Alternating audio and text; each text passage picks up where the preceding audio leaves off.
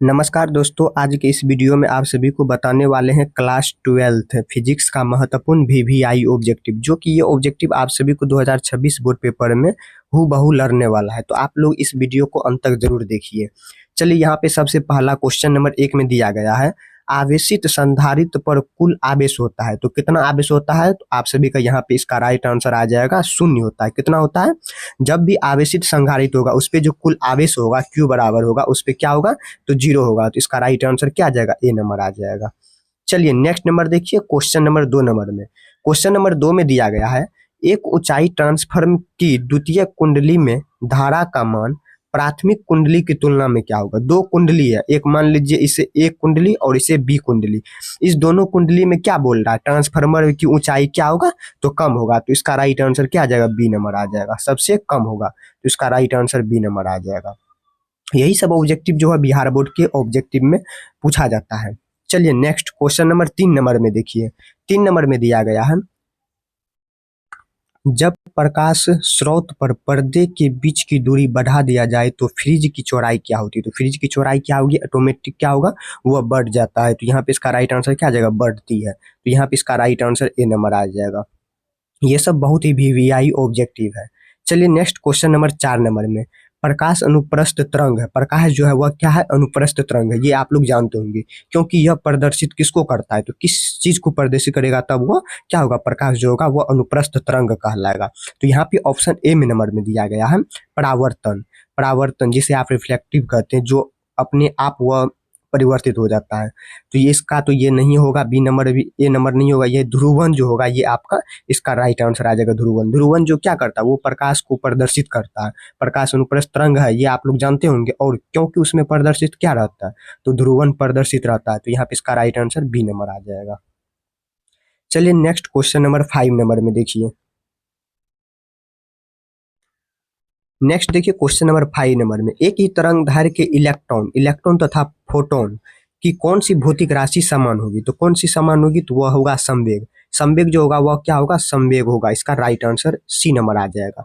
चलिए next question number 6 number में देखिए। क्वेश्चन नंबर 6 में दिया गया है, पी प्रकार के अर्धचालकों, एक मान के चलिए एक पी क्या है? अर्धचालक है। क्या है?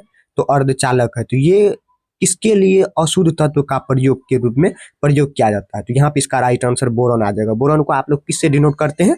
तो बी से इसको डिनोट करते हैं। बी आर से बोरॉन होता है, बी से बोरॉन होता है, बी से बोरॉन, सॉरी।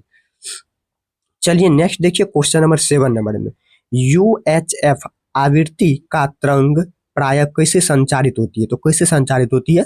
तो अंतरिक्ष तरंगे द्वारा ये क्या होती है?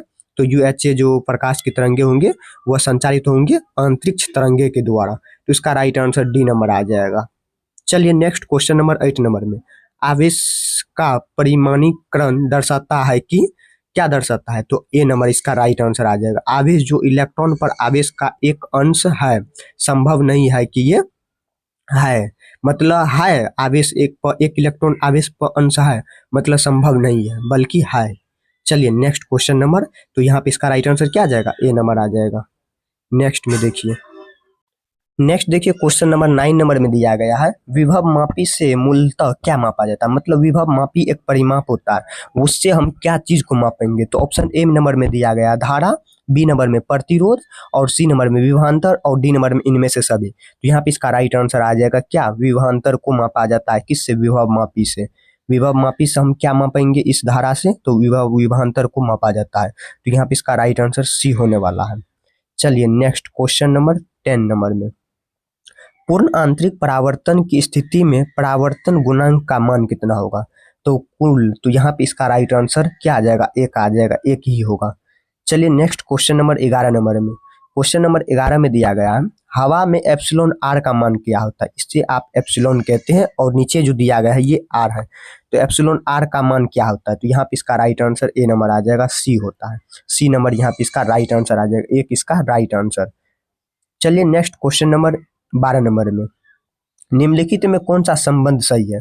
मतलब इन चार ऑप्शन जो दिया गया है, इन चार ऑप्शन में कौन सा संबंध सही है? तो यहाँ पे इसका राइट आंसर आप सभी का 12 का ए नंबर आ जाएगा। ए बराबर ये जो है ये आपका संबंध जो है ये सही है। इसे ये आपका एक सूत्र भी बन सकता है इससे। चलिए नेक्स्ट इसका राइट आंसर ए नंबर आ जाएगा। ये संबंध ये सब गलत है। ये आपका संबंध जो है ये सही है, F/Q, जिसे आप फोर्स बटे आवेश कहते हैं।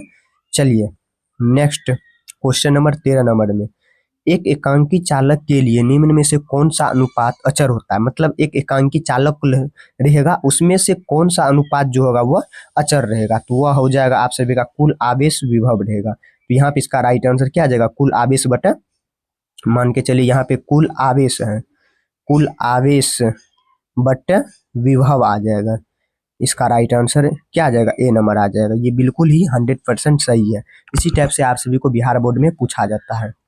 चलिए नेक्स्ट क्वेश्चन नंबर 14 नंबर में, किसी आवेशित खोखले गोलाकार चालक के भीतर विद्युतीय तीव्रता का मान क्या होता है, तो 0 होता है। उसके अंदर जो कोई भी चालक का जो विद्युतीय तीव्रता होगा, इलेक्ट्रिक जो होगा वो उसका मान जो होगा वह क्या होगा, 0 होगा, शून्य रहेगा। चलिए नेक्स्ट क्वेश्चन नंबर 15 नंबर में, एक आवेशित चालक का क्षेत्र, एक आवेशित चालक उसका जो क्षेत्र है वह घनत्व के बराबर है, उसके पास विद्युत क्षेत्र क्या होगा, तो ये आ जाएगा, इसका राइट आंसर बी नंबर आ जाएगा। चलिए नेक्स्ट क्वेश्चन नंबर 16 नंबर में, क्वेश्चन नंबर 16 नंबर में दिया गया है, यहाँ पे आर त्रिज्या की पृथ्वी पर विद्युत धारिता होती है। मतलब आर त्रिज्या है, इस पे हम क्या करना, विद्युत धारिता को क्या करना है, पृथ्वी पर करना है। तो यहाँ पे इसका राइट आंसर आ जाएगा 4πε r आ जाएगा। यहाँ पे इसका राइट आंसर 4πε r, यहाँ पे बड़ा आर छोटा आर नहीं, जो सूत्र के हिसाब से दिया जाता है। तो यहाँ पे इसका राइट आंसर बी नंबर आ जाएगा। ये सब बहुत ही इंपॉर्टेंट वीवीआई ऑब्जेक्टिव है, जो कि ये आप सभी को 2026 बोर्ड पेपर में पूछने का चांस रहेगा। चलिए नेक्स्ट नंबर देखिए, क्वेश्चन नंबर 17 नंबर में, किसी सूक्ष्म विद्युत विभव के मध्य बिंदु से बहुत दूर r दूरी पर विद्युत विभव समानुपाती होता है। तो क्या होता है, 1/r² होता है, 1/r²। यहाँ पे इसका राइट आंसर सी नंबर आ जाएगा। चलिए नेक्स्ट क्वेश्चन नंबर 18 नंबर में, धातु का पराविद्युतांक कितना होता है। धातु का पराविद्युतांक अनंत होता है, क्या होता है, इन्फिनाइट होता है। तो यहाँ पे इसका राइट आंसर इस स्टेप से आ जाएगा, इसका इन्फिनाइट। धातु का पराविद्युतांक जो होता है वह इन्फिनाइट होता है। चलिए एक नेक्स्ट देख लेते हैं, ये कुछ सरल है, तो इसको आपको सरल करना है। 19 नंबर में देखिए, 10 प्लस माइक्रोफेराड कूलम एवं 10 माइनस 10 माइक्रोफेराड कूलम दो बिंदु आवेश के वायु परस्पर 40 सेंटीमीटर की दूरी पर रखे गए हैं, ठीक है। उसके निकाय की विद्युत स्थिति जो ऊर्जा क्या होगी, तो ये आपका निकालिएगा, तो आप सभी का ये राइट आंसर सी नंबर आ जाएगा। चलिए next number question number 20 number में देखिए, क्वेश्चन नंबर 20 में दिया गया है, आवेशित संधारित्र पर संग्रहक पट्टिका और संघनक पट्टिका के आवेशों का योग कितना होता है, तो कितना होगा, तो ये शून्य ही आ जाएगा। इसका राइट आंसर शून्य आ जाएगा। चलिए नेक्स्ट क्वेश्चन नंबर 21 नंबर में देखिए, क्वेश्चन नंबर 21 में दिया गया है, 1 एम्पियर बराबर होता है, 1 एम्पियर जो बराबर होता है वो कितना होता है। जिस प्रकार से 1 मिनट में 60 सेकेंड होता है और 60 सेकेंड में 1 मिनट होता है, उसी प्रकार से 1 एम्पियर बराबर कितना होता है। तो ऑप्शन दिया गया, ऑप्शन को सबसे पहले देख लेते हैं। तो ऑप्शन ए नंबर में दिया गया है, 1 कूलम बटा 1 सेकेंड होता है, और बी नंबर में 1 कूलम गुना सेकेंड, ये तो नहीं होगा। 1 वोल्ट गुना वोम, ये भी नहीं होगा। और 1 वोम बटा ओम, जिसे आप इस प्रकार से लिखते हैं, वोल्ट जिसे आप भी से डोंट करते हैं, तो यहाँ पे ये भी नहीं होगा। ये जो आ जाएगा आप सभी का 1 कूलम बटा, इसको इस टाइप से लिख सकते हैं, 1 कूलम बटा 1 सेकेंड, इस टाइप से लिख सकते हैं। तो इस टाइप से भी दिया रहेगा तो आप सभी को मारना है, और इस टाइप से भी दिया रहेगा तो इस टाइप से आंसर मारना है। चलिए नेक्स्ट देख लेते हैं, क्वेश्चन नंबर 22 नंबर में, 22 में दिया गया है, किसी चालक के संवहन वेग, जिसे संवहन वेग क्या है, vd, तथा आरोपित विद्युत क्षेत्र E है, के बीच संबंध क्या होगा, इनके और इनके बीच का संबंध क्या होगा। तो यहाँ पे इसका राइट आंसर 22 का आ जाएगा, vd इक्वल E आ जाएगा, infinite E।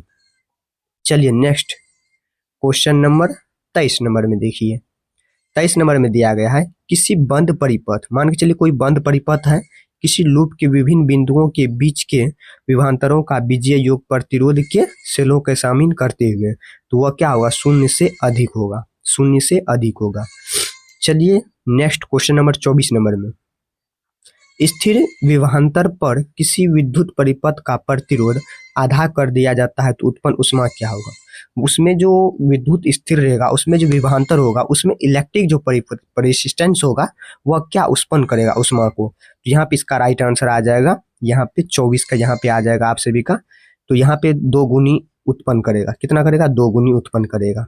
Right answer B number. चलिए नेक्स्ट क्वेश्चन नंबर 25 में विशिष्ट प्रतिरोध या प्रतिरोधकता कैसे मतलब ये आपका मोस्ट वीवीआई है जो कि आपके लिए 100% वीवीआई है। तो यहाँ पे ओम गुना मीटर आ जाएगा, यहाँ पे इसका राइट आंसर है। ओम गुना मीटर होता है विशिष्ट प्रतिरोध या प्रतिरोधकता का। प्रतिरोध का ऐसा ही मतलब आप लोग जानते होंगे, ओम होता है और उसी में प्रतिरोधकता का तो ओम गुना मीटर होता है। तो इसका राइट आंसर क्या आ जाएगा, ओम गुना मीटर आ जाएगा। देखिए अभी जितना भी ये ट्वेल्थ का फिजिक्स है, ये अभी जितना भी आप सभी को बताए ये आप सभी के लिए 100% महत्वपूर्ण, जो कि इससे संबंधित आप सभी का ऑब्जेक्टिव रह सकता है या हो सकता है इसमें से 2-4 आ सके। तो ये सब बहुत ही इंपॉर्टेंट वीवीआई ऑब्जेक्टिव आज की इस वीडियो में आप सभी को प्रदर्शन कराए।